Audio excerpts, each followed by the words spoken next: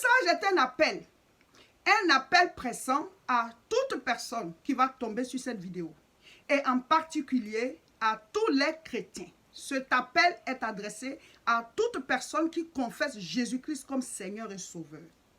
Nous apprenons que des gens ne veulent pas respecter les règles d'hygiène qui ont été recommandées par le corps médical pour pouvoir freiner la propagation du coronavirus.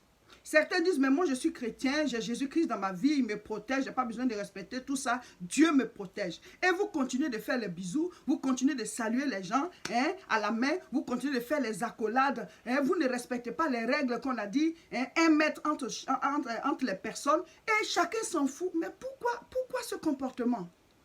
C'est où c'est écrit dans la Bible qu'il ne faut pas poser certains actes pour protéger sa vie? C'est écrit où? Je vais vous dire, c'est une mauvaise compréhension de la parole.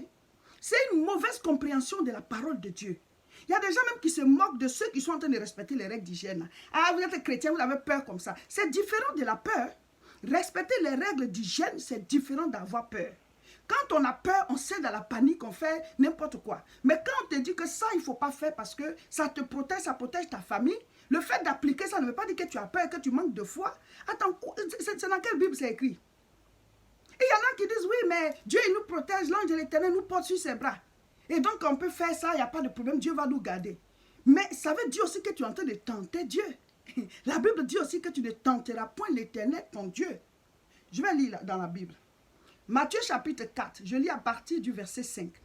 Le diable le transporta dans la ville sainte, le plaça sur le haut du temple. On parle de Jésus. Quand Jésus a fini de faire son jeûne, là, voilà. Et il lui dit, si tu es fils de Dieu, jette-toi en bas, car il est écrit, il donnera des ordres à ses anges à ton sujet, et ils te porteront sur les mains, de peur que ton pied ne heurte contre une pierre. Présentement, nous sommes en train de lire Psaume 91. Voilà, ça c'est un verset de Psaume 91. Et Jésus lui répondit, verset 7, Matthieu chapitre 4, verset 7. Jésus lui dit, il est aussi écrit, tu ne tenteras point le Seigneur ton Dieu. Dites-moi, est-ce que nous, on est supérieurs à Jésus? C'est lui-même qui est venu nous sauver. Quand il a fini son jeûne pour pouvoir rentrer maintenant à plein dans le ministère, prêcher et faire les miracles, le Saint-Esprit l'a revêtu. Mais le diable est venu le tenter. Il voulait le faire sortir de la voie de Dieu. Mais ça n'a pas marché parce qu'il est parole. Amen. Il est la parole faite chair. Le même diable qui a tenté Adam et Ève, puis ils sont tombés dans le péché.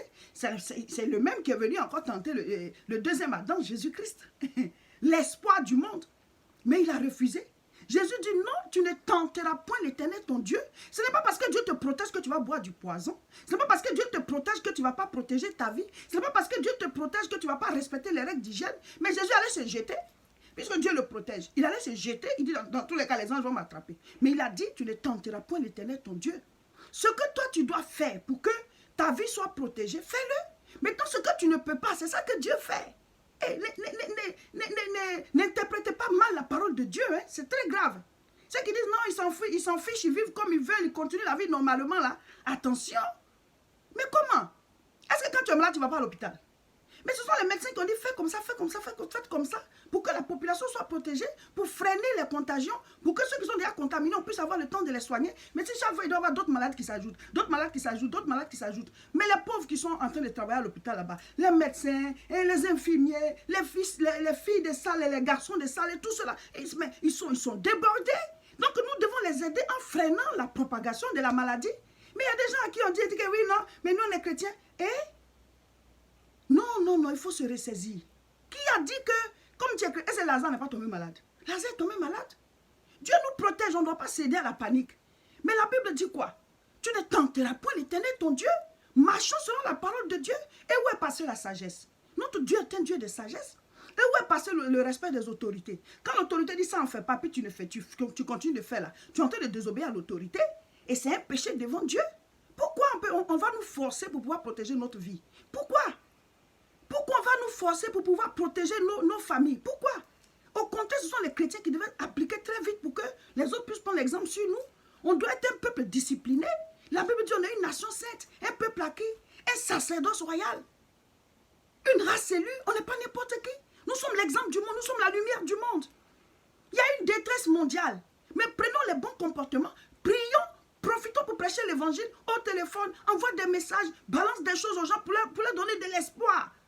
Mais ce n'est pas à nous d'être indisciplinés. Pour dire que non, on est chrétien, donc qui t'a dit ça? Tu es en train de mal interpréter la parole de Dieu. Tu es en train de mal interpréter la parole de Dieu. Vous savez, en toute chose, Dieu, il fait l'impossible. Mais nous, les hommes, nous devons faire le possible. C'est-à-dire que ce que tu peux faire, là, Dieu ne le fera jamais à ta place. Ça, vous devez le savoir. Dieu ne va pas venir se laver pour toi. Dieu ne va pas venir manger pour que toi, tu sois rassasié. Voilà. Dieu ne va pas se coucher, dormir pour que toi, tu te reposes. Il y a des choses que toi, tu dois faire. C'est ce qu'on appelle le possible. Dieu est le Dieu de l'impossible. Nous ne sommes pas des animaux. Nous sommes des êtres humains, l'image et la ressemblance de Dieu. Nous sommes des petits dieux. La race juste avant Dieu, là, ce sont les hommes. Ce n'est même pas les anges. Nous, on est supérieurs aux anges parce que nous, on est l'image et la ressemblance de Dieu. Nous sommes les enfants de Dieu et les anges sont les serviteurs de Dieu. Donc, dans une maison, là, les serviteurs puis l'enfant, là, voyez un peu la différence. Nous sommes les héritiers de Dieu. Donc, Dieu nous a donné la terre comme héritage. Et le ciel est le trône de Dieu. Donc, on n'est pas n'importe qui. Donc, nous, Dieu est en nous. Quand tu acceptes Jésus-Christ, le Saint-Esprit vient habiter en toi. Par conséquent, Dieu ne peut pas tout faire pour nous parce qu'il nous a donné une partie de pouvoir que nous-mêmes, on doit gérer. Donc, si tu veux t'asseoir pour dire que non, ça là, je vais le faire quand même parce que Dieu, il est en moi, ça va te tuer. Et tu vas mourir par manque de sagesse. Tu vas mourir avant ton jour. C'est triste, mais ce sera comme ça. Donc, fais ta part. Quand le Seigneur sait que tu as fait ta part, mais vous voyez, la main de Dieu commence là où pour nous s'arrête là. Mais maintenant, si toi, ta main devait s'arrêter là, puis tu es ici, il y a une différence, il y a un trou au milieu. Voilà, il faut que je vous explique comme ça pour que vous puissiez comprendre. C'est là où tu ne peux pas, c'est là que Dieu commence. Mais si tu peux et que tu as arrêté ici, le trou qui est au milieu là, c'est là-bas que tu vas tomber. Avance ta main là où, où ça peut s'arrêter et Dieu va commencer pour lui là-bas. Soyons sages. Dieu est un Dieu de sagesse. Respectons les consignes. Même en général, les chrétiens, tu es au travail, tu ne dois pas être parmi les indisciplinés. Tu es élève, tu ne dois pas être parmi les indisciplinés. Tu es étudiant, tu ne dois pas être parmi les indisciplinés. Le Saint-Esprit n'est pas un esprit de rébellion. Le Saint-Esprit n'est pas un esprit insoumis. Nous avons l'esprit de Dieu, nous sommes l'exemple en tout. C'est comme ça. Dieu respecte les autorités. Hein. C'est lui qui a établi les autorités, c'est comme ça. Même si la personne n'est pas cette autorité n'est pas chrétienne, mais le monsieur n'est pas chrétien. Mais dès l'instant où la personne est établie, sache que c'est Dieu qui l'a établi. Dieu n'est pas que le Dieu des chrétiens seulement. On devient chrétien pour avoir le royaume des cieux parce que Jésus-Christ est celui-là qui est venu pour nous donner la vie éternelle. Mais Dieu est le Dieu de tous les êtres humains. Tous les êtres humains seront jugés. Qui a créé les autres? C'est Dieu. Maintenant, il dit pour venir à moi, pour avoir le salut, il faut que vous soyez sanctifiés parce que le péché ne rentre pas chez moi. Donc, il a envoyé le prix qui nous sanctifie. Il envoie Jésus-Christ payer le prix. Donc, le sang là, c'est le sang du rachat de l'humanité entière. Mais il faut que chacun l'accepte avant de rentrer dedans. Donc, le monde est là, le Seigneur dit, allez faire de toutes les nations des disciples. Notre rôle, c'est de prêcher la parole pour que les gens se rendent compte qu'il y a le sang de la rédemption qui est là. Maintenant, à cette période, quel est le rôle des chrétiens? Ce n'est pas l'indiscipline, non. C'est de respecter, ne pas avoir peur, prier et prêcher l'évangile. Hein? Par les réseaux sociaux, envoyer les messages sur les WhatsApp, partager les vidéos que tout le monde ne peut pas prêcher parce que tout le monde n'a pas cette onction-là. Voilà. Mais toi, tu peux partager, non? Est-ce qu'il y a une onction pour partager? Hein? Partage et envoie aux gens. Actuellement en Europe, la plupart des pays, maintenant on est en train de limiter les déplacements. Tout ce temps où tu seras à la maison, ça va te servir à quoi? Hein? Ça va te servir à quoi? Mais il y en a qui vont passer toute la journée en train de regarder les films, Tu ne peux pas prier, tu ne peux pas prendre ta Bible, tu ne peux pas chercher la face du Seigneur, tu ne peux pas avoir plus de révélation, de communion avec Dieu. Les problèmes de ta famille, là, c'est l'occasion de briser ça dans la prière, de prendre des jeûnes, se consacrer. C'est tout ça là qui va faire que la peur ne va même pas avoir d'autorité sur toi. Tes enfants seront protégés, ta maison sera protégée, même ton quartier sera protégé à cause de toi. Parce que nous sommes des ambassadeurs du royaume des cieux. La vie éternelle est avec nous. La puissance régénératrice se trouve en nous par Jésus-Christ. Il nous donne la vie éternelle. Est-ce que chrétien, tu sais qui tu es? La puissance est en toi. Mais devant le monde, il faut montrer l'exemple. Il faut montrer l'exemple. Jésus lui-même qui est là, le Fils de Dieu là, Satan lui a dit jette-toi, il a refusé. Pourquoi nous on va se jeter? Pourquoi tu ne vas pas respecter les règles d'hygiène? Pourquoi raidir le cou? Pourquoi? N'ayez pas peur. Je répète, n'ayez pas peur. Mais cette vidéo, c'est pour vous dire, respectez les règles d'hygiène. Voilà.